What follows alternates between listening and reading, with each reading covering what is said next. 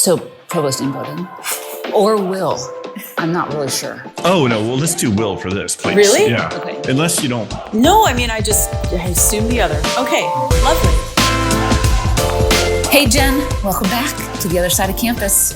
This is so exciting, Stephanie. I am so glad to be back, and particularly with having the provost be our first interviewee, it just feels like a great place to start, new leadership, and especially with our new focus. You know, when we started the podcast, it was a COVID period. And so we were curious about literally the other side of campus. And now we're thinking about all the ways that campuses impact the society. So in this episode, we get to hear about Provost Inboden's history, what motivated him through his career, all of the experiences he has, and how he wants to bring that to our students here at UT. And it's a fantastic interview, and I'm really excited to share it with everybody. Let's get started. All right. 2, 1. Impact. From the University of Texas at Austin, this is The Other Side of Campus. All right. Oh, you're right there the whole time? Yeah.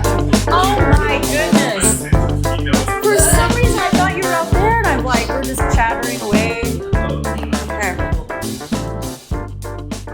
Hello, and welcome to The Other Side of Campus. I am your co-host, Jen Moon. I'm a professor of instruction in the College of Natural Sciences. I'm Stephanie Holmston, a faculty member in International Relations and Global Studies, and I teach in the College of Liberal Arts. And we have a super extra special guest today. This is Provost William Inboden. Happy to be able to speak with you today. Hey, it's great to be with you. I'm honored to be the inaugural guest on the other side of campus. So we'll talk about all sides of campus. That's right. That's exactly the case. So is this really the first episode of this you've done? It will be It's the a first. relaunch. Oh, okay. So it started in COVID and it ran for 2 years to really try and see other parts of campus that we didn't have access to. Mm-hmm. And then as we launched it this year, we really wanted to think about the ways in which our campus is porous with the community around us, and that we're sort of constantly in response to the needs of our community, both very locally, but also globally. Research that solves pressing problems. The university is not irrelevant to the things that we face as a society. And in fact, we can become an incubator for a lot of great ideas in our research and also in training students to be effective members of society. So we're interested in sort of thinking about the other side of campus as like those other parts of campus that we see as so much our community. And thinking about the community as a campus in the sense that we are learning in those spaces, that students are out there training with community and that kind of thing. So that's kind of what and the sort of reciprocal nature of that back and forth between sort of our campus life and our community. Yeah. Awesome. Fantastic. So you should have recorded everything you just said. we by the way. did. Oh, Don't okay. worry. I was thinking the same thing. That's there's the intro. I'm just the aftermath. So No. okay, so. So in your introductory email to the UT campus community, you wrote, UT is and always has been a force for good, committed to serving our state and nation and to providing a first-class education that not only prepares students for jobs, but also cultivates the virtues and knowledge to help them make a positive impact wherever they go. And so to that point, as you begin your tenure as provost, I'm wondering, how will UT Austin define impact going forward? Oh, there's a lot in that, Jen. It's a great question, and certainly something that all of us on campus are thinking about. You know, we'll have to talk about impact in multiple domains. I will start with teaching. So much of it, what the meaning of the work that we do here begins in the classroom for our undergraduate students, our graduate students. Impact, well, it means that they will be learning meaningful things, right? They'll be coming here for a very rigorous and challenging education that will prepare them for meaningful professional careers, right? For professional success. That's a big part of what we're doing. But also will hopefully prepare them for lives of meaning and purpose, lives of service as well. I mean, I believe in the ennobling aspects of education, that we are not just a trade school, right? That's certainly part of what we're doing, and those professional skills are essential. If we forget that, a lot of parents will remind us of it, right? As well our students. Yeah, and there's a number of ways that we can measure that impact, right? It can be in job placements, it can be in surveys. It can be some of the intangible things, like 25 years from now, when our students are coming back for their 25-year reunion. How many of their professors are they remembering? How many are they reading reading assignments or lab research are they remembering, right? So what in their education year stays with them. But we're also a research university, and that is also central to our mission. So thinking about impact there. Are we advancing the frontiers of human knowledge, right? It may sound ethereal, but that is so core to the purpose and the really, I think, unique model of a research university. Are we all advancing the common quest for truth, for more discovery about the nature of the universe, the nature of the human condition, the nature of societies, the nature of conflict, the nature of peace building? And are we, in addition to advancing knowledge, are we producing research discoveries that have some use and benefit to the people of Texas, to the American people, to humanity in general? I certainly believe in research and discovery of knowledge for its own sake, basic research, but also, especially in our current moment, we need to be thinking a lot about applied research and about research that does bring benefits to our many stakeholders, the taxpayers who support us, the foundations and donors who support us, and all the thousands of hours of human effort that go into that. So that's another way that we're going to be measuring impact.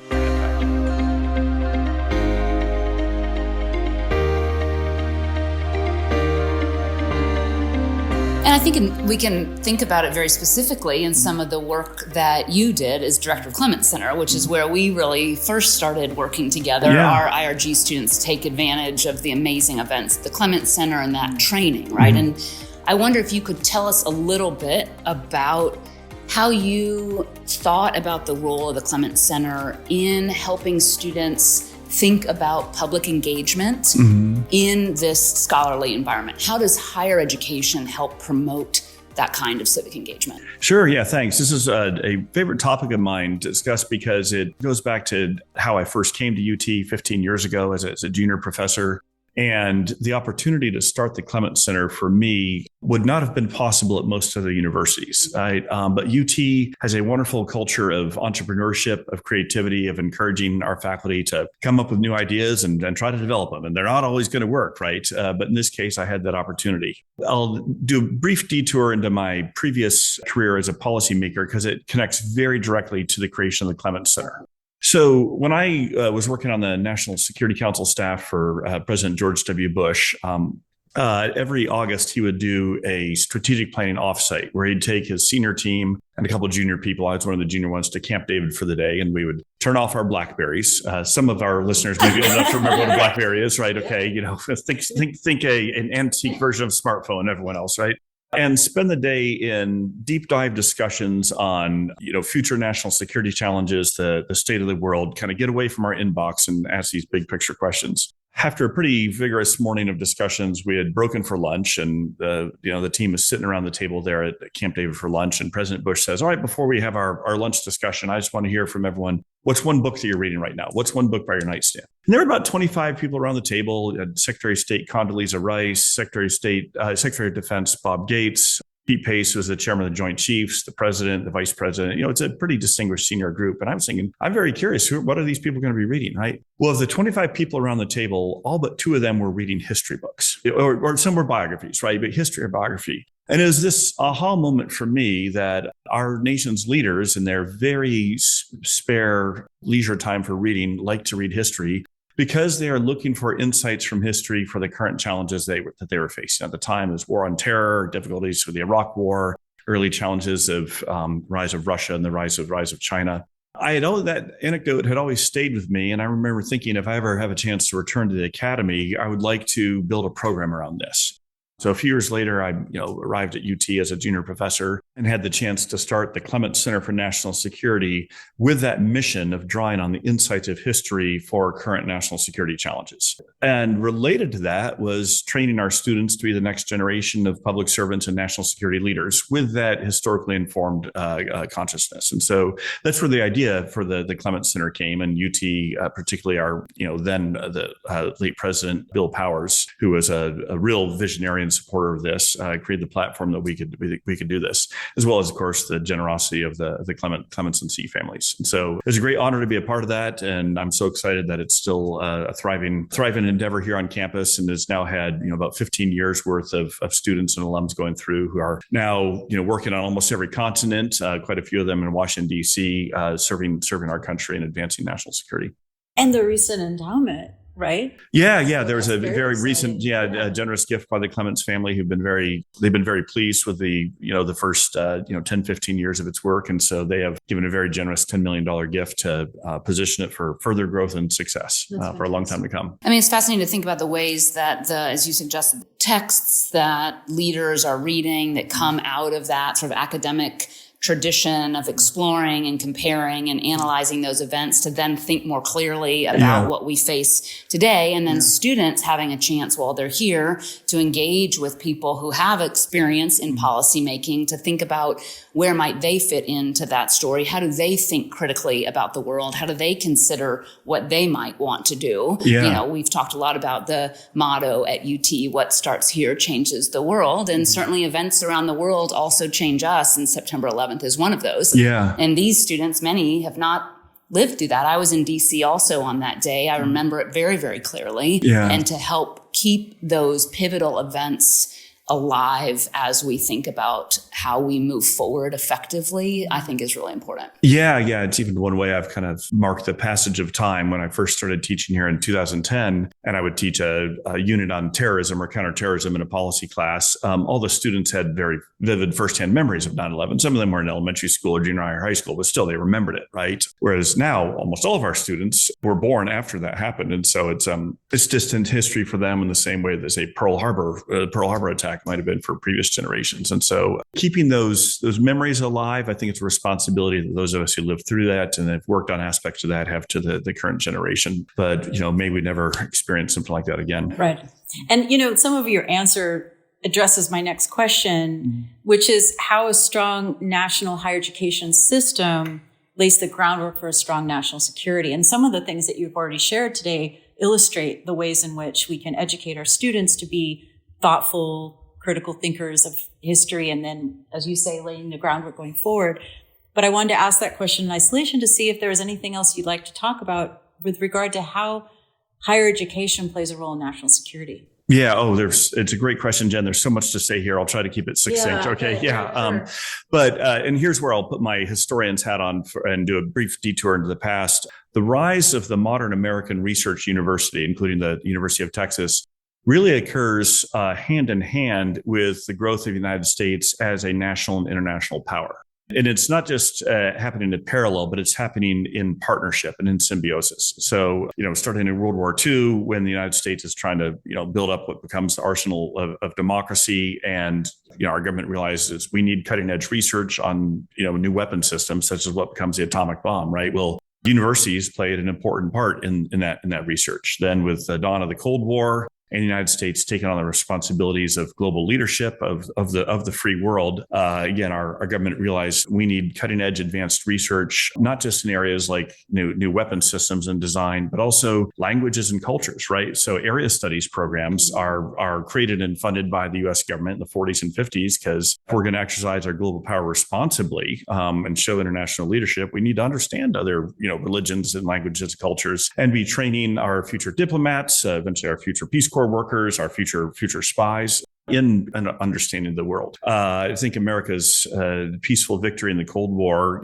other scholars such as Hal Brands have written, would not have happened without our universities. But then along the way, we came to appreciate that our universities also have a real form of soft power, because they became so attractive for students from across the world to come here, right? Yeah, it's not just about training American students, but it's also showing that the United States as a land of opportunity, as a land of liberty and discovery and upward mobility, and hopefully a sense of doing good for the broader world, that our universities are wonderful resources there. So many international scholars come to do research and partner with our universities. So many international students come to our universities as well. And so American universities, I think in a nutshell, are really a core part of our national and international strength. And keeping our universities strong is essential to keeping our national security strong. And a great opportunity for our students to also meet people from other cultures to learn more about the world. Absolutely, and in turn, there's I think a wonderful virtuous cycle that can be created there, because that can also inspire our students to go into careers of national service, whether it's in national security or elsewhere too. Absolutely. So this is a sort of related question, but what role does the university play in fostering civic mindedness and civic leadership? Well, I think this is an essential role for universities to play. I do think that just, looking across the difficult landscape in higher ed right now, that too many universities have diminished their commitment to this role. Very excited to see it certainly being maintained and grown and recovered here at UT and some other universities too. But first, I think we need to remember that universities are public trusts, okay? And public universities especially are public trusts, but even private universities are, when you think about all the, considerable resources our country, our government devotes to higher education at every level. In turn, there's a responsibility universities have to be platforms for the airing of a diverse range of ideas and to be teaching and training our students and scholars, not just to be future successful professionals, but to be citizens in this common polity, in this great democratic republic of ours. And that means, strong commitment to civil liberties, to freedom of speech, to freedom of conscience, to freedom of assembly, to freedom of religion. And, to use an old-fashioned, but I think still very important term, tolerance for different viewpoints, right? And really hearing them out and being willing to be exposed to those. Universities, I think, should be at the vanguard of that, of teaching people to disagree agreeably, if you will, and to really take time to listen and understand other viewpoints.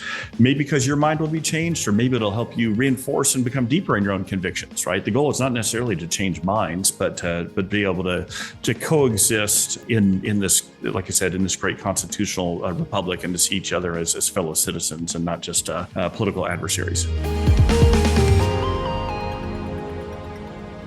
I think you're right that in this moment, that endeavor faces some headwinds. Mm-hmm. Sort of domestically, political polarization, globally, the spread of disinformation. Mm-hmm. How does the university continue to pursue what you described when we're facing this particular climate? Yeah, no, I think it starts with universities doing some self-examination and kind of having our own reckoning and asking, what have we done to lose public trust, right? The public doesn't trust us right now.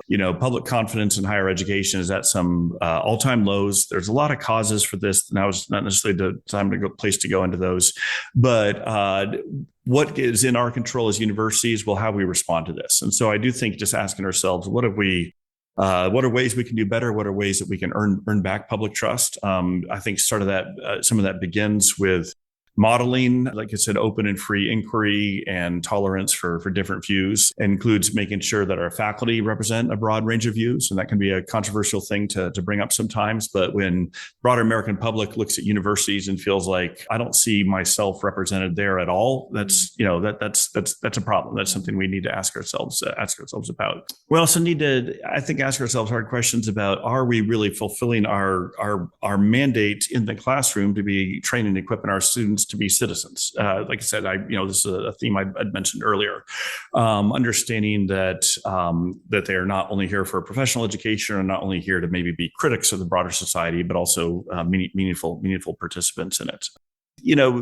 Exercising our academic freedom, which I'm a very fierce defender of, also means the responsibility to make sure that we are encouraging, again, a broad range of topics to be explored, in different departments, that we're encouraging a broad range of research themes, that different views are really being wrestled there, that they don't only become echo chambers of a sort, if you will. It's kind of just reconnecting our purpose as universities back to these broader commitments to American society, and making sure that we are being models of this, rather than, as too often the case, at least on some campuses, models of incivility and anger and intolerance. Fortunately, University of Texas, I think, has largely been spared that, but we always need to be asking ourselves how we can do these things better.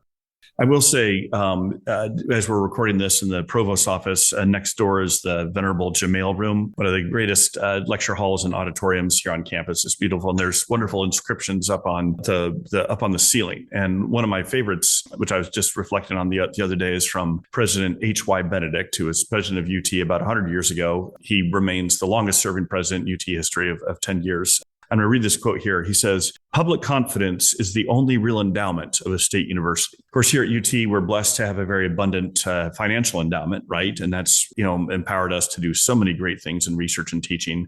But the more valuable, the more meaningful one is that public confidence, having the trust and confidence of the people of Texas and the people of the United States. And President Benedict was present during the height of the Great Depression when whatever our endowment was meager and was plummeting at the time. So he knew of what he spoke when he talked about what really matters more than the dollars and cents or the payouts from the endowment is having that public confidence. So switching gears a little bit, we've heard both you and President Davis talk about the importance of interdisciplinary collaboration. Yeah. And I'm curious about what is your vision for interdisciplinary collaboration at UT? What are sort of the things that you're kind of interested in promoting in terms of how we work? Yeah. As you already alluded, I'm a big proponent of interdisciplinarity and multidisciplinarity and, all the different adjectives that go in front of disciplinary to make it more pluralistic. I've tried to embody that in my own academic career. So my training is as a historian. I'm proud to be a historian, but I've done a lot of co-authoring with political scientists and IR scholars. For many years here, my faculty line was at the LBJ School of Public Affairs, which is by nature multidisciplinary. And I think an important part of the scholarly enterprise is about problem solving, right? Kind of identifying where there's a problem or maybe where's an opportunity and how do we best tackle it. And very rarely will any one discipline have a monopoly on discovering truth or solving problems, right? So I think it starts with that. And if you look at, some of the most fruitful innovations or endeavors here at UT, they have been and will continue to be really multidisciplinary. And so President Davis and I will very much be continuing to support and encourage that, as our predecessors as presidents and provosts have done. And if you look at the tremendous growth, for example, of the Dell Medical School and Medical Center, like that is, again, by its nature, multidisciplinary and designed around addressing a number of very serious health problems, and how do we best address those. But that said, while not taking a word away from what I just said, extolling the virtues of multidisciplinarity, I also believe in the disciplines. I mean, we do have disciplines for a reason, right? And that is certainly the core of most graduate students' training. You first do need to be really multidisciplinary. You first need to know a discipline, right? And then from there, you can be equipped to branch out in them. And so I'm not so radical as to say we just need to eclipse all disciplines. I very much do believe in the importance, the existence of the disciplines, but also we need to be mindful of the limits of them too. And, I think, over the next few years, we're hopefully going to be seeing some great new innovations that are multidisciplinary, whether it's in computer science and artificial intelligence and machine learning, material science. Another one, we're exploring some really exciting possibilities there. As I mentioned, medicine. My own core area of specialization in national security course, again, is by nature needs to be addressed with multidisciplinary tools. So you'll continue to hear that emphasis on multidisciplinarity, but to all of our listeners who have your homes in disciplinary departments, don't worry, you're welcome here too. So well, and I was going to say, a lot of things I know Stephanie teaches her class in a similar manner, but really emphasizing in our classrooms having group work where people share their own experiences such that they can work together to solve a problem. Because people, as you say, they may have a lot of root knowledge in something, but they have exposure or awareness of other things that they can bring to the table. Yeah. And as you say, so many examples of how a different viewpoint can solve the problem. And maybe not viewpoint, but rather expertise in some area that's not obvious to the solution of the problem comes in with a fresh perspective. And I think that's been played out time and time again. And we love to see that in our teamwork among our students too. I'll tell a quick vignette from my erstwhile career as a policymaker that for me illustrated the best of multidisciplinarity as a way of problem solving, right? So when I was working for Condoleezza Rice at the State Department, this is early 2005, and she had put together a task force to think about the future of Asia and American policy in Asia, right? So we all knew that, so much of the 21st century is going to be defined by Asia, principally by the rise of China, but other things as well. And the then Deputy Secretary Bob Zellick was chairing this task force. So he'd pulled me and a few other senior staff together for our first meeting to talk about, okay, how are we going to think about the future of Asia? And Deputy Secretary Zellick had a couple of degrees in history and also a law degree and also a policy degree, right? So he is very multidisciplinary. And he started with this really interesting discourse where he said, all right, I'm thinking about Asia, and this is 20 years ago now, but some of this will resonate. He said, obviously, we have the challenge of balancing the rise of China. And so I hope that we can build a deeper partnership with Asia to help balance the rise of China. But we also want to encourage India to privilege its identity as the world's largest democracy over necessarily its previous identity in the non-aligned movement. But thinking about China, we really want to encourage policies that will embed China in the liberal international order and particularly integrate it more economically. And hopefully, as it becomes more economically integrated in international institutions, we'll also see more responsible security behavior.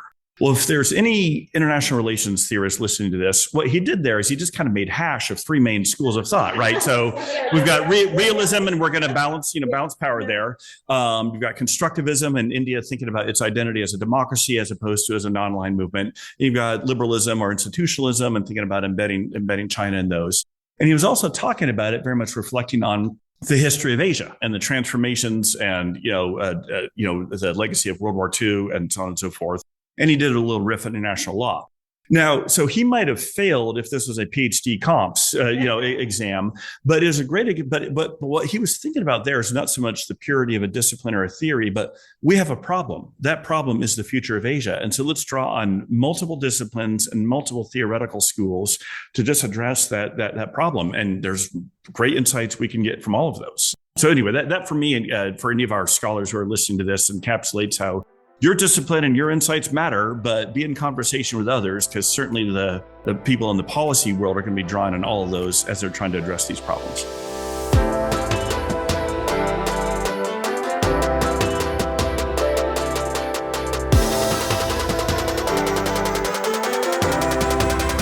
One of the things I was wondering about UT's positionality in our city, in our state, in our nation, some of these questions related to maybe some existing partnerships between the university and the city that are exciting, or in what ways can UT better connect research and teaching with the needs of Texas communities? I mean, how do we see UT Austin kind of locally and maybe even state in our position? Yeah, I can share a few thoughts on that. Yeah. And I'll say one of the most exciting and enjoyable parts of being provost, I'm just still a few weeks into this job, right, is being able to learn about so many phenomenal things going on at this university that I wouldn't have known about before, right? And that most others probably don't know about. I've got the privilege of this, bird's eye view of all the different academic units and research centers and so on. And so I'll just mention a few that I've really been struck and impressed by recently, all of which are in different ways providing meaningful service to Austin, the city of Austin, the state of Texas, or the country, right? So Courtney Bird and the Blank Center for Stuttering Research, right, is just doing phenomenal work, right? I mean, nationally renowned, but also for anyone in the local community here who has a family member struggling or themselves struggling with stuttering, some great clinical work there too. I mean, and so it's a great example of she's a phenomenal researcher and scholar, but there's a real applied output to this. This is making a difference in the lives of so many people and so many families, and people come from all over the country for that. Another one that I've recently been getting to know and become really impressed with is Adam Clivens in the computer science department and his Institute for Foundations of Machine Learning, right, IFML. So you got a couple rounds of very significant NSF funding. He's put together a consortia with a number of other research universities, but is really making UT one of the country's leaders on the AI revolution and on machine learning. And again, there's some very cutting edge research on that, but also doing a really innovative online master's program that's reaching thousands of students there. Great service to the local community, great service to the state, great service to the country. The LBJ School Urban Lab that Stephen Pettigo runs, right, is doing some really great creative thinking on how can Austin continue to grow and thrive as one of America's great boom towns, while balancing competing interests, whether it's on land use and housing policy or utilities or transportation networks. Doing some great partnerships with the Civitas Institute here as well, which is really thinking creatively about the Austin model, if you will, about responsible growth and preserving economic opportunity, and making sure that pathways of upward mobility are still available to Austinites and to the many newcomers here. So, every day I'm learning about a new exciting initiative, such as a number of those that I mentioned. And it's a privilege of the job to learn about those. And my job is to also make sure we're adequately supporting them, or at least stand out of the way so they can do great work. Yeah, fantastic. Those are great examples. Yeah. Well, we have a lot to be proud of here. Yeah, I think that got to something that I was anxious for, some real practical stories that have that sort of community engagement element. I'm convinced that while we do think broadly over time, the ways in which faculty place students in the community, prepare students to engage in the community, faculty themselves share their time in the community, that we actually are generating public goods Yeah. all the time, right? Yeah. Things Yeah. that in fact improve society and often meet very immediate needs for folks. Yeah. And that's why, again, I'm, so excited about, the existence, but also the plans for future growth of the medical center here, right? I mean, that will, soon enough become probably the main touch point for most Austinites with the University of Texas. Right now, it's probably still coming to football games. We get 100,000 of them in the stadium every fall Saturday for a home game, which of course made that continue to thrive. But yeah, with, Claudia Lucanetti is just an inspired leader for Dell. She's recruiting a great team there. It's a big venture, right? And it's going to be very transformative for our university overall. But thinking about these connections with the community and what your average Austinite, when they think of UT, what will be some of their, initial touch points there? Very often it already is, and soon will, be more and more so with a medical center. What gives you the most optimism? Oh, yeah. Well, no, I would just say, and I mean this with no exaggeration at all, that anytime I'm feeling, a little discouraged or ground down in the challenges of the provost job, I just need to go talk to a few students, right? I mean, and this has always been the case. It's one of the great joys of being a faculty member and a teacher is the hunger, the enthusiasm, the excitement our students have, their insatiable curiosity, their work ethic, their drive, and even as they are inheriting a world with many challenges, right? These are not easy times necessarily to be a young person. Anytime I'm starting to feel a little discouraged about things, I just talk to them and come away feeling encouraged.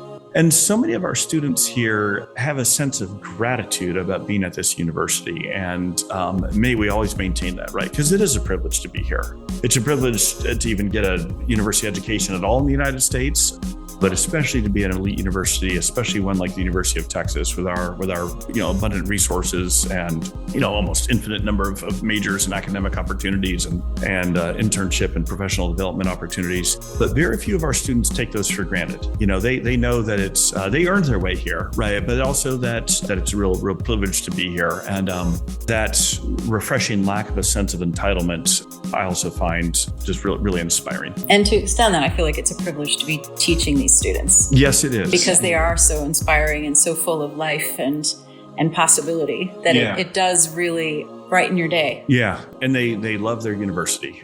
They love our university. And maybe we love it the same way. Exactly so. All right. Great.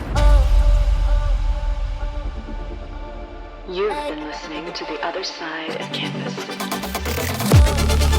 Well, thank you so much for talking with us. That was so wonderful. Well, it was a lot of fun. I I hope it answered the mail for you guys. Sorry if I got a little long-winded, but Michelle can do her editing magic. Yeah. She can do all kinds of them. Right. And is there anything else? Yeah. The best part about UT is working with Pat Wiseman and the phenomenal UMAC team. So I don't know what we're paying that guy, but it's not enough, right? So, we usually do this over Zoom. Okay. So we're in our PJs on Zoom. Yeah. Well, Pat can tell you, I'm usually in my PJs at the office, but I dress up for you guys. So, yeah. Oh, I got to laugh. Okay.